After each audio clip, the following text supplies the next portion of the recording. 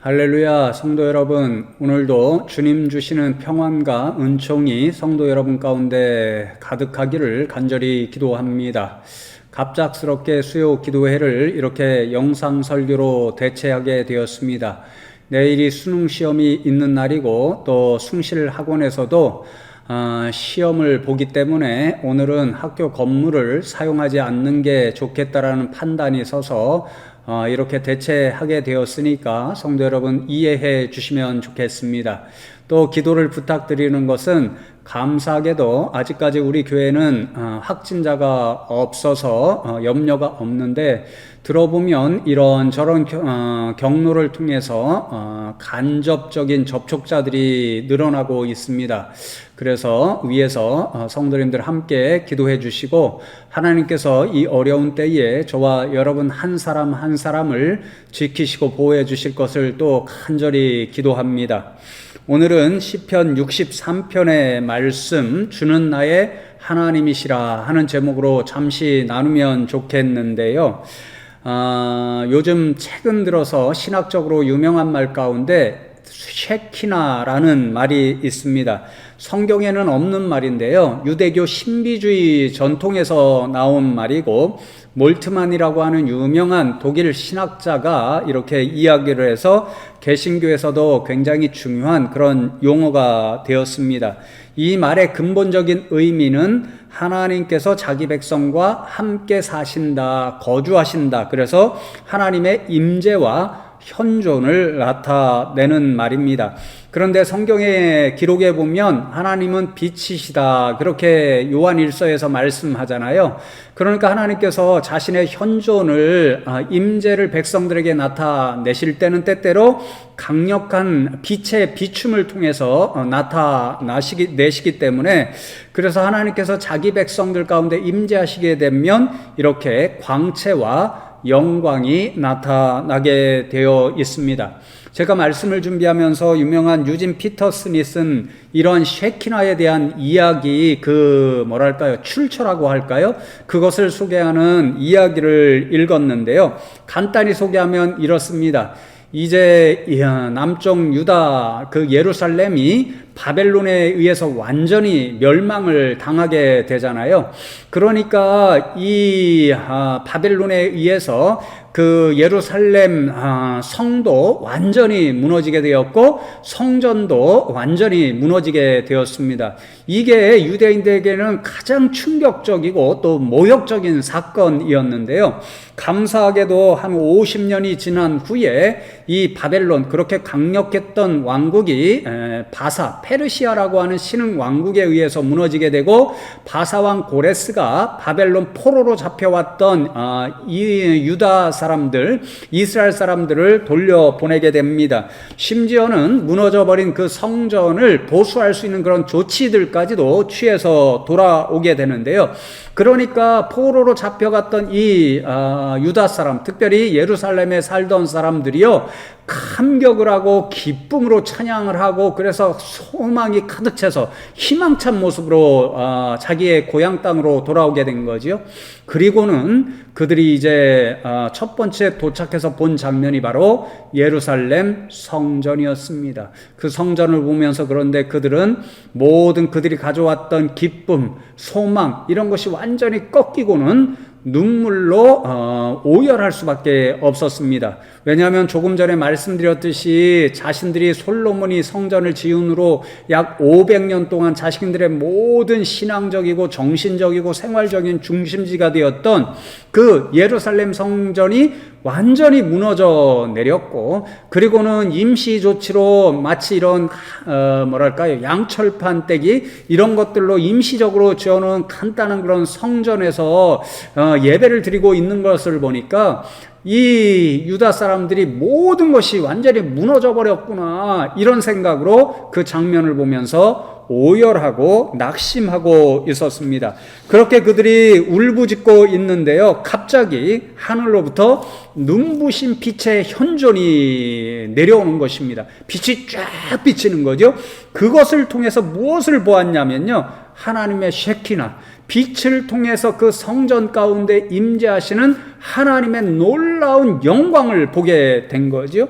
그러니까 이 순간에 이 무너지고 정말 보잘것없이 있는 그 성전을 바라보면서 오열하고 슬퍼하고 모욕과 부끄러움과 수치를 경험하고 있던 이 이스라엘 백성들이요, 빛으로 임재하시는 그 쉐키나 하나님의 현존을 보면서 너무 그런 영광된 경험을 하게 되는 거죠. 그래서 그들이 가졌던 그 슬픔, 눈물, 그것이 일순간에 하나님의 쉐키나 영광으로 말미암아서요 기쁨으로 변하게 됩니다. 그리고는 이 무너진 현장 가운데도 하나님께서 우리와 함께 하신다라고 하는 그런 믿음, 확신을 그 빛의 비춤을 통해서 갖게 되었고, 그래서 모든 백성들이 하나님 앞에 찬송과 영광을 올려드리게 되었습니다. 그러니까 무너져버린 성전을 가득 메운 그 쉐키나 하나님의 임재로 인하여서 완전히 낙심하고 슬픔으로 오열하고 있던 그 백성들이 위로받고 다시 한번 일어서서 하나님의 성전을 재건하는 일에 박차를 가하는 그런 용기와 힘을 얻을 수 있었다는 거지요. 여러분, 제가 이 말씀을 드리는 까닭은요, 오늘 시편 63편을 노래하는 시인 역시 다윗인데요, 오늘 이 시편을 통해서 다윗 역시 조금 전에 말씀드린 이스라엘 백성들이 그 무너진 성전터 가운데서 하나님의 임재 쉐키나를 경험했듯이 다윗도 이 시편에서 쉐키나 하나님의 현존을 경험하고 있기 때문에 그런 말씀을 드렸습니다. 그래서 여러분, 오늘은 이 다윗이 자신의 하나님의 임재 경험을 통해서 저와 여러분에게 들려주는 그런 신앙의 교훈 한 3가지를 함께 나누면서, 다윗도 이 시편을 노래할 때요, 마치 무너져버린 현장 그 성전 앞에 바벨론에서 돌아온 이스라엘 백성들이 오열하고 있듯이요, 다윗도 지금 엄청나게 다시 한번 답답하고 힘겨운 상황에 있었는데 그 하나님의 쉐키나 경험을 통해서 정말 그 답답함이 찬송으로 변하고 있는 그런 모습을 보게 되거든요. 이런 다윗의 신앙 고백과 교훈을 저와 여러분도 함께 나누고, 이 코로나의 지긋지긋한 힘겨움 속에서 이 다윗이 교훈하는 믿음으로 정말 하루하루를 넉넉히 견디며 이겨낼 수 있는 저와 여러분 되면 좋겠습니다. 첫 번째 교훈은 이것입니다. 다윗은 오늘 시편을 통해서 저와 여러분에게 당신은 어떤 상황에서도 주는 나의 하나님이라는 믿음을 흔들림 없이 고백할 수 있습니까? 이렇게 묻고 있습니다.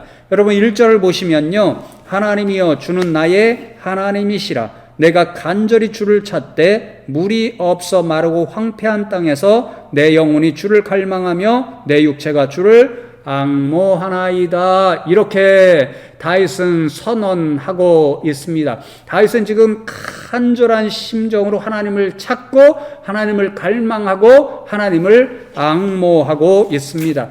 황폐한 땅, 광야와 같은 마실 물이 없는 그때에 정말 목마름과 갈증을 느끼는데요, 그러면 물을 찾기에 얼마나 갈급한지 모릅니다. 마치 그런 심정으로 지금 하나님을 간절히 찾고 또 갈망하고 앙망하고 있다라는 거죠. 왜냐하면요, 다윗은 지금 그 하나님의 도우심이 있어야만 다시 살아날 수 있는 엄청난 위기의 상황 가운데 직면해 있기 때문에 그렇습니다. 그래서 9절 전반전 말씀을 보시면요, 나의 영혼을 찾아 멸하려 하는 그들은 이렇게 적고 있습니다. 그러니까 지금 영혼은 생명을 뜻하잖아요. 다시 한번 다윗은 자신의 생명을 취하려고 하는 대적들, 그들에게 쫓겨서 정말 위급한 상황, 생명이 위험한 그러한 갈급한 상황에 처해 있는 거죠. 여러분, 이 상황이 어떤 상황인지를 우리는 부제를 통해서 유추해 볼 수 있는데요, 다윗의 시 유다 광야에 있을 때에 이렇게 적혀 있습니다. 학자들이 이 상황을 2가지로 해석하는데요, 하나는 사울에게 쫓겨서 이제 사무엘상 22장 이하의 말씀에 보면 다윗이 도망을 다니잖아요. 그래서 십광야 같은데 그런 데서 숨어 살게 되는데, 그 지역에 살고 있던 사람들이 사울에게 다윗이 여기 있어 이렇게 고자질을 하는 바람에 사울이 수천 명의 군대를 이끌고 다윗을 잡기 위해서 오게 되고 정말 절체절명의 위기 상황 가운데 빠지게 됩니다. 바로 그런 상황을 이야기할 것이다. 어떤 학자들은 이렇게 보고요. 또 둘째, 어떤 학자들은 다윗이 자신의 가장 사랑하던 아들 압살롬에 의해서 반역을 당하고 급히 도망가게 되잖아요. 그래서 광야 같은 데 숨어 지냈을 것이다. 이렇게 이야기를 합니다. 그래서 이 어떤 학자들은 이 상황이 아마도 압살롬에게 쫓겨가서 광야로 급히 도망간 그때가 아닐까 이렇게 해석하는 사람들도 있는데요. 어떤 상황이 되었든지 간에 지금 다윗은 다시 한번 생명의 위협을 느끼는 그런 절체절명의 순간, 그리고 두려움과 염려의 상황 가운데 있습니다. 그런데 여러분, 다시 한번 이 상황 가운데서도 다윗은 어떤 믿음을 고백하냐면요, 하나님이여 주는 나의 하나님이십니다. 이런 믿음의 고백을 드리고 있습니다. 여러분, 이게 참 엄청난 고백이라고 저는 생각이 되었는데요. 제가 설명하는 것보다 그런 찬양이 있잖아요. 모든 상황 속에서 주를 찬양할지라. 그리고는 중간 생략하고는요, 내 영혼이 확정되어 싸우니 믿음에 눈들어 주를 바라봅니다. 여기가 축곡을 해서 그런지 잘 나오지가 않습니다. 그런데 여러분, 이 찬양의 고백이 그대로 다윗이 하고 있는 고백과 마찬가지입니다. 자신은 어떤 상황, 지금과 같은 위기의 순간에 처할지라도 하나님을 향한 믿음의 고백, 하나님만이 이런 순간에도 나의 주님이요 하나님 되십니다라고 하는 이 믿음을 절대 버리지 않겠다. 이런 놀라운 고백이죠. 여러분 생각해 보십시오. 다윗은요, 정말 그 인생을 돌아보면 지긋지긋한 순간들의 연속이었습니다. 여러분, 우리가 흔히 산 넘어 산이라고 이야기를 하는데요, 다윗의 일생은요, 고난의 순간을 넘으면 또 다른 고난, 그것이 지속되는 상황이었습니다. 사울에게 10년 이상을 쫓기며 순간순간 정말 목숨이 위태로운 상황을 수없이 맞이해야 했고요. 또 가장 사랑하던 아들 압살롬에게 반역을 당해서 도망해야 했던 그 엄청난 위기의 순간이 있었고요. 그렇게 도망가는 다윗을 향하여 주변에 많은 사람들이 손가락질하면서 놀리고 조롱하고 모욕하는 그런 일들을 당해야 했고요.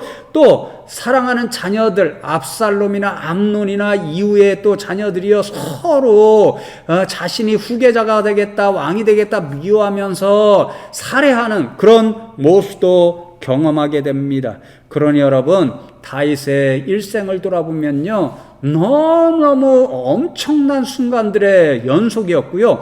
아마 그런 상황 가운데서 어찌 보면 하나님, 도대체 왜 이러시는 겁니까? 왜 내 인생에 이런 일들이 계속해서 반복적으로 일어나게 하시는 겁니까? 이렇게 부르짖었을 수도 있을 것입니다. 제가 요즘 그런 생각을 종종 합니다.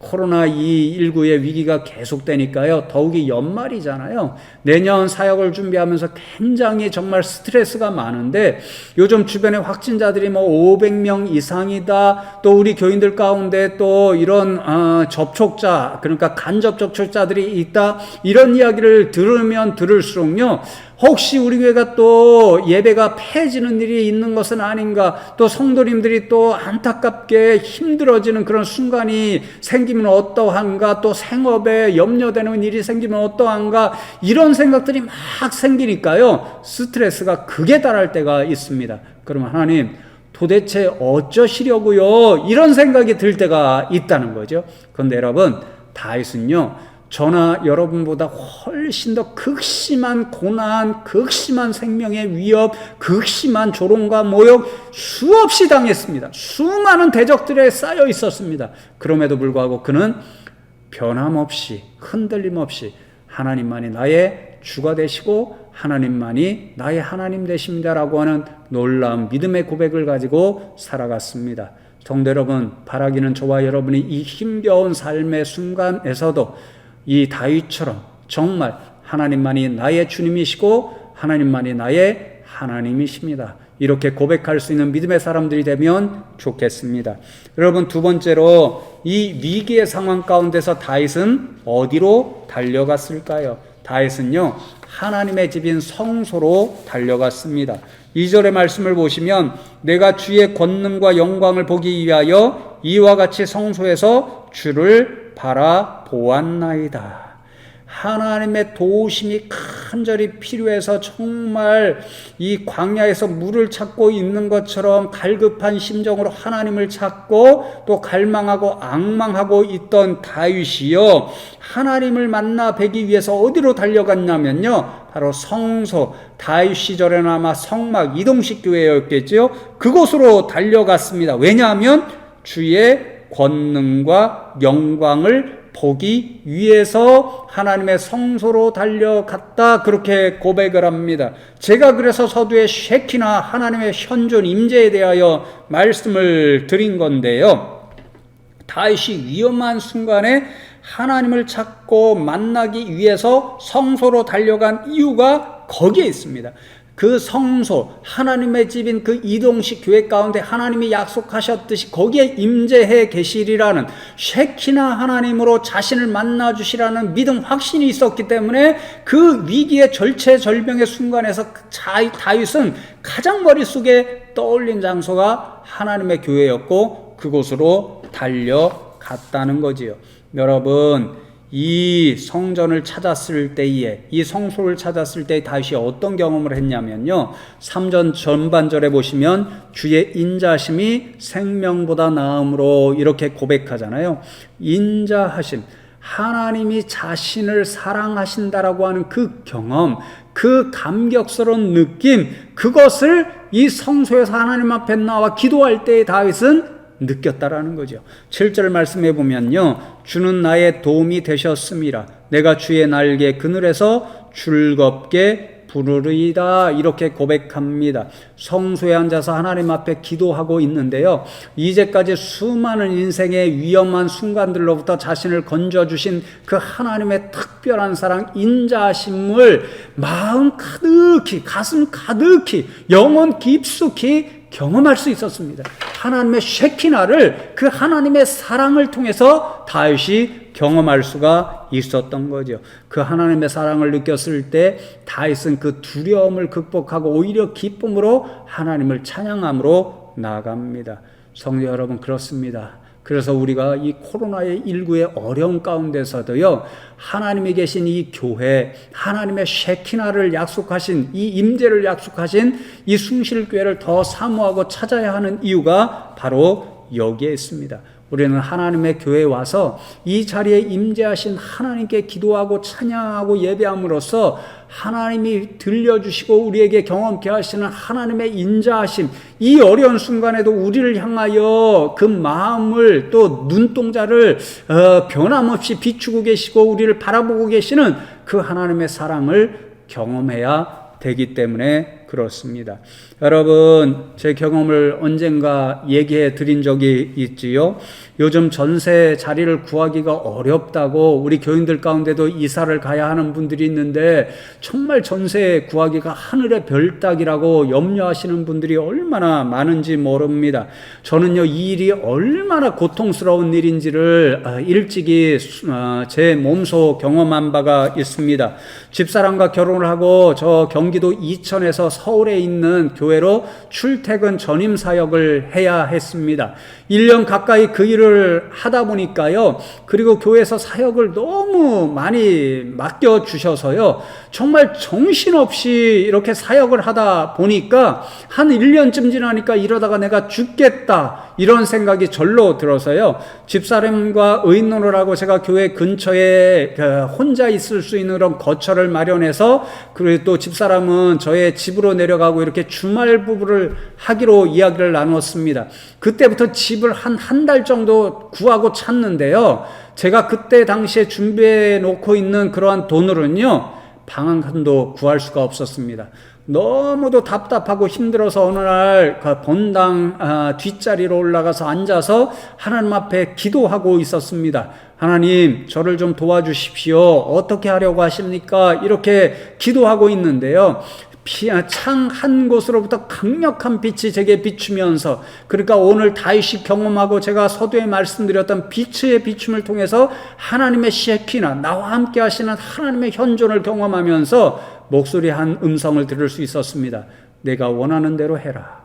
하나님의 말씀이었고, 그 응답을 들은 후에, 하나님의 셰키나를 경험한 후에 다음 날에 정말 거짓말과 같은 주변의 도움으로 제가 원하던 거처를 마련할 수가 있었습니다.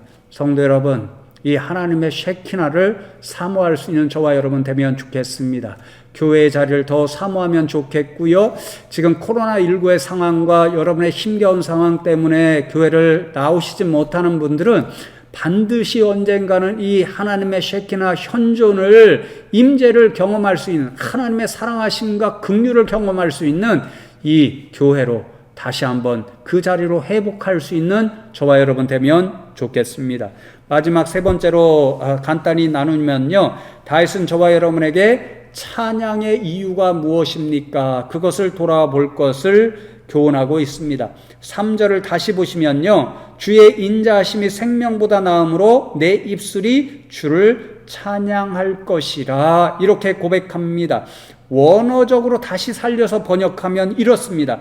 왜냐하면 주의 인자심이 생명보다 더 선하기 때문에, 더 좋기 때문에 내 입술이 주님을 찬양할 것입니다. 이러한 믿음의 결단을 하나님 앞에 고백하는 것입니다. 그러니까 다윗이 지금 성소에서 하나님 앞에 간절히 나와 기도하다가요, 하나님의 현존 셰키나를 경험했습니다. 그래서 두려움이 변해서 기쁨이 되었고 하나님을 찬양하게 되었습니다. 근데 찬양의 이유가 뭐냐면요, 하나님의 자신을 향한 인자하심, 사랑하심이 생명보다도 더 좋은 것을 알기 때문에, 하나님께서 지금 이 순간도 셰키나로 자신과 함께 하시며 자신을 사랑하신다는 그것을 알기 때문에 하나님을 찬양한다라는 거죠. 여러분, 생명이라는 말을 이해하는 게 중요한데요, 칼빈 선생님은 이 생명이라는 말을 생명을 이어가게 만드는 수단, 생계수단이라고 번역을 하고 해석해야 한다고 이야기했습니다. 우리가 살다 보면 생계의 수단이 다 필요합니다. 그것을 위해서 매일매일 이 코로나 상황 가운데서도 어렵지만 열심히 힘겹게 일을 합니다. 그리고 그 생계 수단을 위해서 하나님 앞에 내 생업을 도와주십시오, 그렇게 기도합니다. 그 기도를 들어주시면 때때로 감사하며 찬양합니다. 그런데 여러분, 다윗은요, 진짜 찬양의 이유가 다른 곳에 있다라는 고백입니다. 눈으로 보이는 생계수단의 풍성함, 그 생계수단을 놓고 기도했을 때 응답받은 그 기도의 응답, 그것보다도 더 중요한, 물론 이런 것들에 대해서도 기도하고 감사하고 찬양해야 되겠죠. 더 중요한 찬양의 이유가 자신에게는 있다라는 것입니다. 하나님이 자신을 사랑해 주시기 때문에, 그 인자하심, 사랑하심 그 하나 때문에보다도 자신은 하나님을 찬양하겠다라는 그런 믿음의 고백이죠. 마치 이런 것입니다. 연애를 뜨겁게 하는 두 남녀가 있습니다. 이런 고백을 하게 되죠. 나는 당신만 있으면 돼. 당신이 나를 사랑하는 것만으로도 충분해. 그러면 나는 가난해도 얼마든지 행복하게 살 수 있어. 이렇게 고백을 하잖아요. 그런데 오늘날 대부분의 사람들은 현실과 타협하면서 그런 음성을 내기를 싫어합니다. 그것은 꿈이야. 그것은 이상일 뿐이야. 그것은 현실에 없어. 정말 현실에 중요한 것은 먹고 사는 일이야. 경제적으로 윤택한 것이 더 좋은 일이야. 그러니까 사랑이 좀 없어도 경제적으로 윤택함을 준다면 그게 더 좋은 일이야. 그렇게 타협을 하고 이야기를 하게 되잖아요. 여러분, 이런 현실 가운데서 다윗은 저와 여러분에게 정말 하나님의 사랑이 제일 좋습니까? 그 하나님의 인자하심과 사랑만 있다면 저와 여러분은 저 무엇보다도 행복할 수 있고, 그래서 그 이유만으로도 찬양할 수 있겠습니까? 다윗은 그렇게 저와 여러분에게 오늘 본문을 통해서 질문하고 있습니다. 저와 여러분이 이 다윗의 물음 앞에, 네, 나는 그렇습니다. 나는 세상 그 무엇보다도 하나님이 나를 사랑해 주신다는 그 이유 때문에 행복하고, 그래서 어떤 상황에서도 하나님을 나의 주로 고백하며 그 하나님께 찬양과 영광을 올려드리며 살 것입니다. 이런 믿음의 고백을 할 수 있는 저와 여러분 다 되시기를 주님의 이름으로 축복합니다.